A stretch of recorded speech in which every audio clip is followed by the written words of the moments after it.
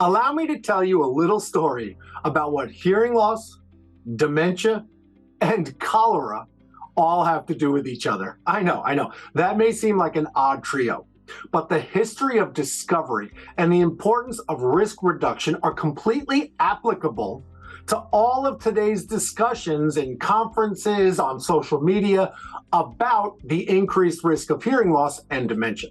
So if you go back to the mid-1800s, when cholera was infecting people everywhere on the globe and had a mortality rate of nearly 50%, compare that to COVID's 2.1% mortality rate, for which we shut down the entire globe.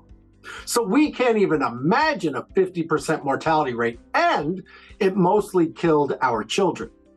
See, well, John Snow, who's now thought of as the father of modern day epidemiology, he was the first to hypothesize that it was the drinking water that significantly increased the risk of developing cholera.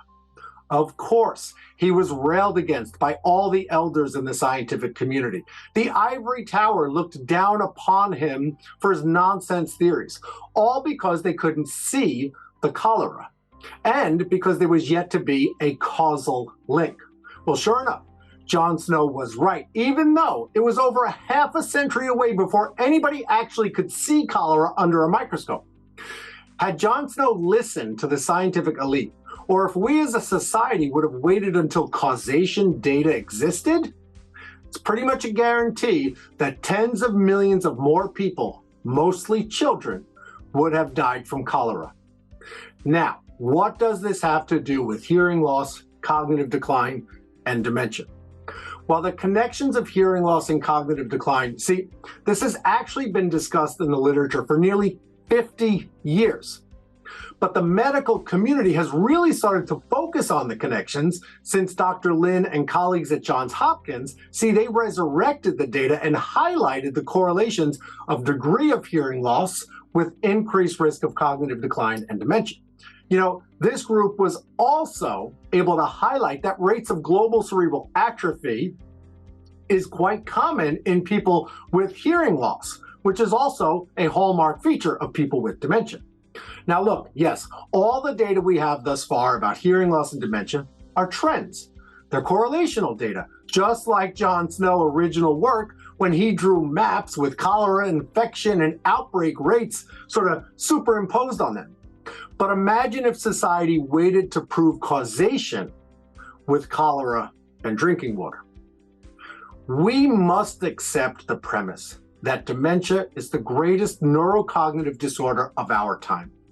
Given that life expectancy has nearly doubled in the past 150 years, we have a lot of science to do to catch up and ensure that older adults in our society have the tools they need to live their best life and keep decline at bay.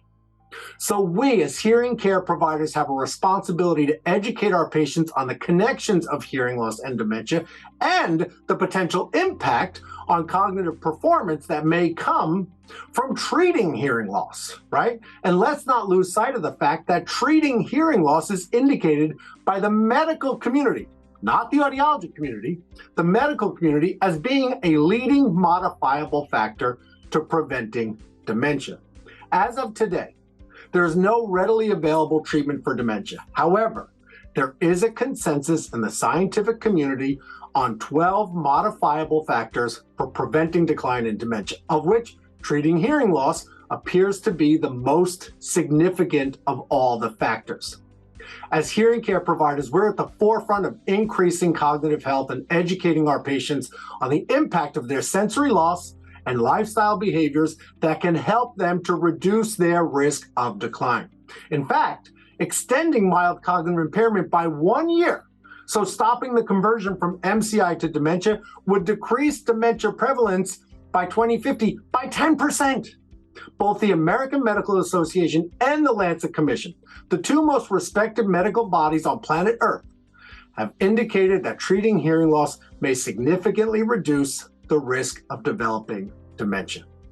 Now that we know this, and we are sworn to hold the welfare of each patient paramount, it is time that we embrace our role and increase our value in the medical community and help to spread this good word.